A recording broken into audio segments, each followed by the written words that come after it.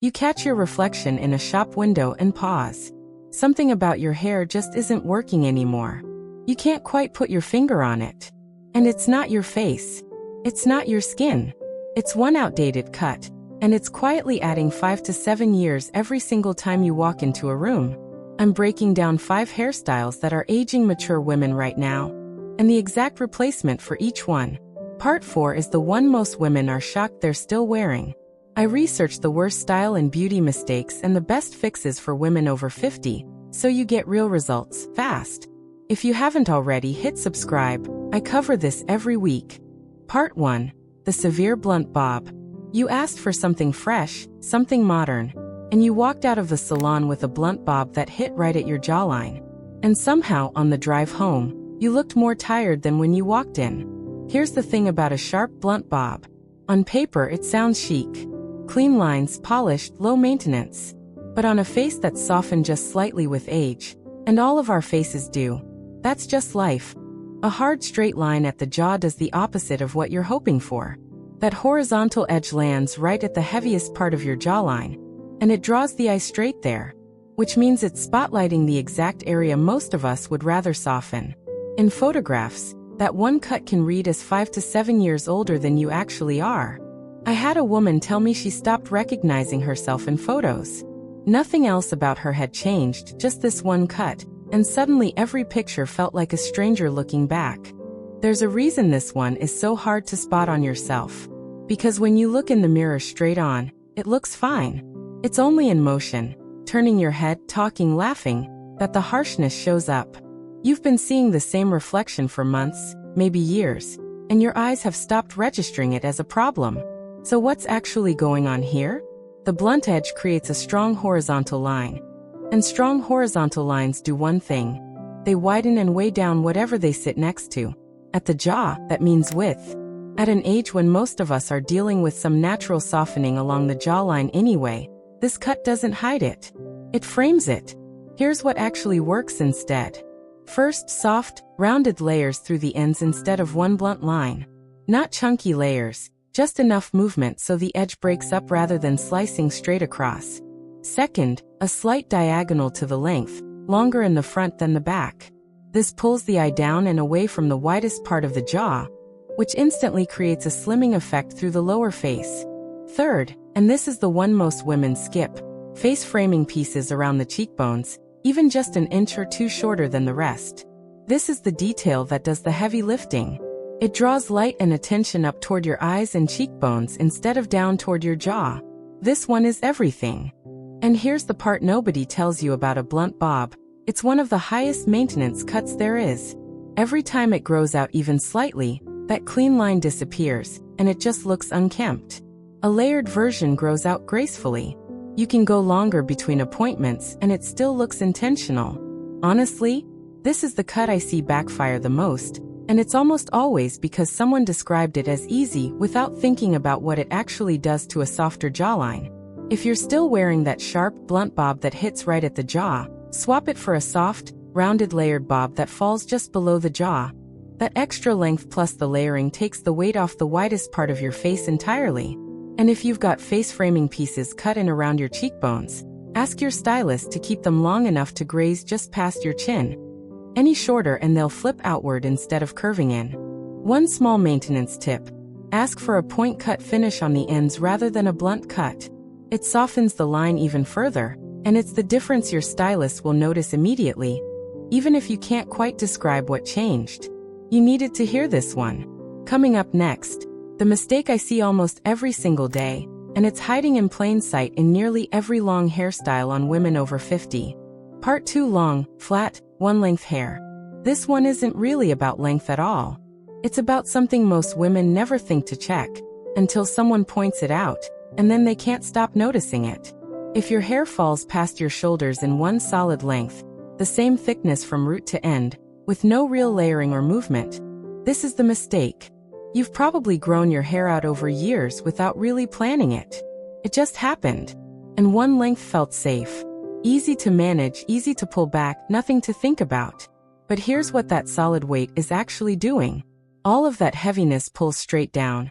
And it pulls your whole face down with it, especially through the cheeks and along the jawline. Even when you're smiling, that downward pull can read as tired, or even a little sad in photos. It can quietly add 4 to 6 years to how your face presents, just from the silhouette alone. The reason this one is so easy to miss on yourself is that one-length hair actually photographs fine when it's pulled back or tied up. It's only when it's down, framing your face, that the weight becomes obvious. So you might genuinely have no idea this is happening, because you're not seeing your hair the way other people see it most of the time. So what's the actual fix? It's not cut it all off. Nobody's saying that. The fix is layering. Specifically, long layers that start somewhere around your cheekbone or chin and build gradually toward the ends. First, face framing layers that begin at the cheekbone. These create movement right where your face needs lift the most, and they soften the transition between your face and your hair instead of one heavy curtain. Second, graduated mid-lengths.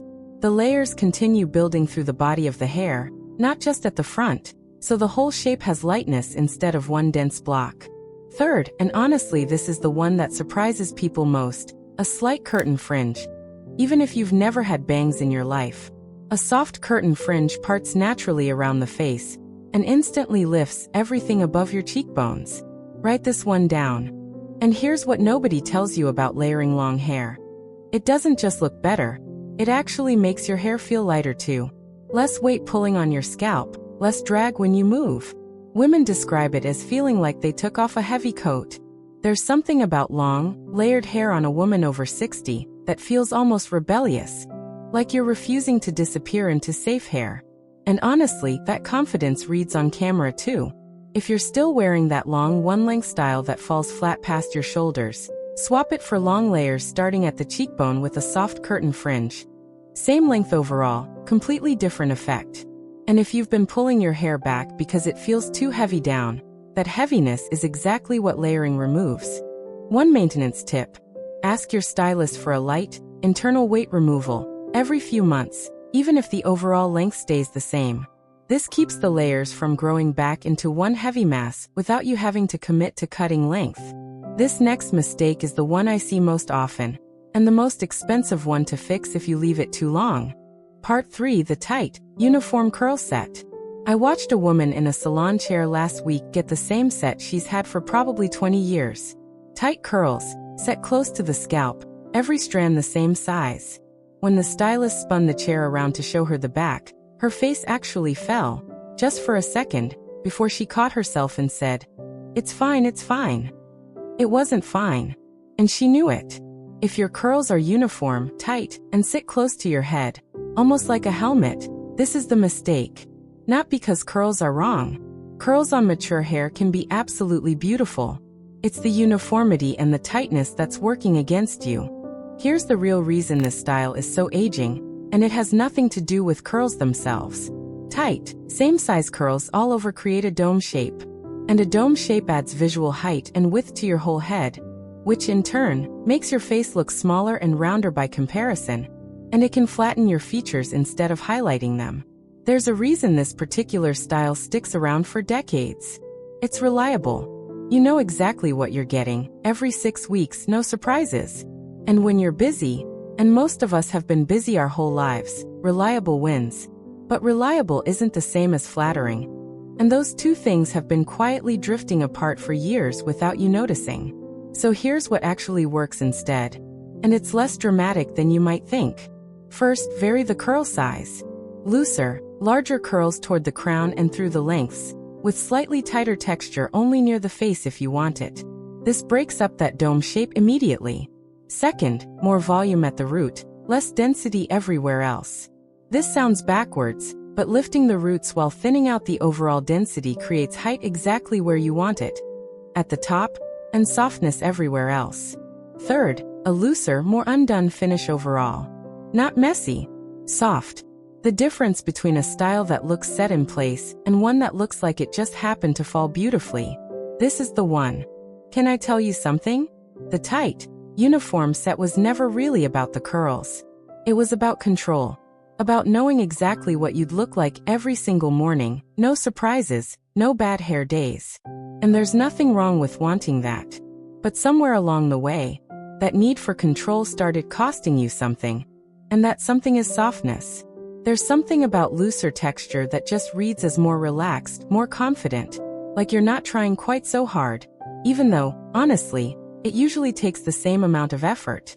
If you're still asking for the same tight, uniform set every time, swap it for a loose, varied texture curl with extra volume at the root, same general curl pattern, completely different shape overall. And if your stylist keeps using the same size rollers or rods on every section, ask for at least 2 different sizes mixed through. One maintenance tip: between salon visits, scrunch a little mousse into damp hair and let it air dry partially before any styling. It keeps that looser curl pattern from tightening back up into the old shape. I didn't expect this one to be the mistake people message me about most, but it always is. Part 4. The tight center-parted pullback. Have you ever pulled your hair straight back into a low ponytail or clip, looked in the mirror, and felt like your whole face just dropped a little? Not bad, exactly. Just flatter. Tired. Older. If you've been parting your hair dead center and pulling it back tightly, with little to no volume at the crown, that's the mistake, and it's one of the most common ones I see, especially on women who've worn their hair this way for decades. Here's the real reason this ages you, and it's purely structural. A dead center part creates a perfectly symmetrical line straight down the middle of your face. And total symmetry, especially combined with flatness at the crown, makes your face look longer and your features look closer together than they actually are. Add in hair pulled tight against the scalp, and there's nothing softening the hairline at all, which, as we get older, is exactly the area that benefits most from a little visual texture. It's almost like the tighter and flatter the style, the more exposed everything else feels, every line, every bit of skin texture, with nothing to break it up or soften the transition. Most women never realize this is happening because a center part feels neutral. It feels like the default, the thing you do when you're not doing anything special. But neutral isn't the same as flattering, and a center part on an aging face is rarely neutral. Yes, that's simple. So here's what actually works. First, move your part. Not necessarily a dramatic side part, but even a slight diagonal shift, off-center by an inch or 2, immediately breaks that perfect symmetry and softens your whole face shape. Second, root volume at the crown. This is the single biggest lever you have. Even a small amount of lift at the crown lengthens your face slightly and lifts everything below it. Your cheekbones, your eyes, all of it. Third, soft pieces left loose around the hairline, especially near the temples. These small, loose pieces do an enormous amount of work softening the transition from skin to hair, which is exactly where most of us start to notice changes first. And here's the thing nobody talks about. Pulling your hair back tightly, every single day, for years, can actually contribute to thinning along the hairline over time. So this isn't just about how it looks. It's about protecting what you have. If you're still parting dead center and pulling everything back tight, swap it for a slightly off-center part with volume lifted at the crown and a few soft pieces left loose at the temples. Same overall length, completely different feeling. And if you usually secure everything with a tight elastic, try a looser clip instead, positioned slightly higher than you'd think. One maintenance tip: when you blow dry, dry the roots at the crown lifted away from your head using a round brush, even if you let the rest air dry. That root lift is what carries through the entire day. There's one thing about the next mistake that nobody in this space talks about. That's coming up. Part 5: flat, all over color with no dimension. This last one isn't a cut at all. And it might be the most aging mistake on this entire list, because it's the one that affects everything else. Every cut, every style, every photo. If your hair color is one completely flat, solid shade, especially a dark, all over color with no variation, no lighter pieces, nothing, that's the mistake. Here's exactly what's happening, and it's about contrast. As skin naturally softens and loses some of its warmth with age, a flat, dark, solid color creates a hard contrast against it. That contrast doesn't flatter your skin. It highlights every shadow, every line, every bit of texture, because there's nothing in your hair to soften that transition. Solid dark color next to mature skin can genuinely make the skin look duller and the lines more pronounced, sometimes adding what feels like 10 years in certain lighting. And here's what most women don't realize. This often happens gradually, color appointment after color appointment. as the same formula gets reapplied without anyone stepping back to ask whether it's still working. You didn't choose this. It just kept happening. I know you've been going to the same colorist for years, maybe someone you genuinely love. This isn't about them doing anything wrong on purpose. It's just that flat color is the easiest thing to maintain, and easy has a way of becoming permanent. Everything else follows from this. So what actually fixes this? First, dimension. Not a dramatic change, just 2 or 3 tones woven through, lighter pieces around the face especially. This breaks up that flat contrast and softens everything around your features. Second, face framing highlights specifically near your hairline and temples. This is the single most effective placement because it sits closest to your skin and does the most to soften that transition we talked about. Third, and this one surprises people, slightly warmer undertones overall, even if you keep the same base depth. Cooler tones tend to wash out mature skin, while warmer undertones bring some of that glow back. Fourth, if you've gone fully gray or are transitioning, embrace it with the same dimension principle. Multitonal gray, with some pieces lighter and some deeper, reads as intentional and beautiful, while flat, uniform gray can fall into the exact same trap as flat dark color. If you're still sitting in the chair every 6 weeks for the same flat, solid color, swap it for a multitonal color with face framing pieces lighter than the rest. Same overall depth, completely different glow. And if you've been told gray hair has to be one flat shade to look neat, that's simply not true. Dimension works on gray exactly the way it works on color. One maintenance tip. Ask your colorist for a low-maintenance dimension technique, where the lighter pieces are placed away from the root, so regrowth looks intentional instead of obvious between appointments. You've now got all 5. And honestly, even fixing just one of these changes how everything else about your hair reads. You just walked through 5 hairstyles quietly aging mature women everywhere. And 5 exact swaps that work with your features, not against them. Your bone structure was always there. Now it has a chance to show. Tell me in the comments, which of these 5 were you doing without even realizing it?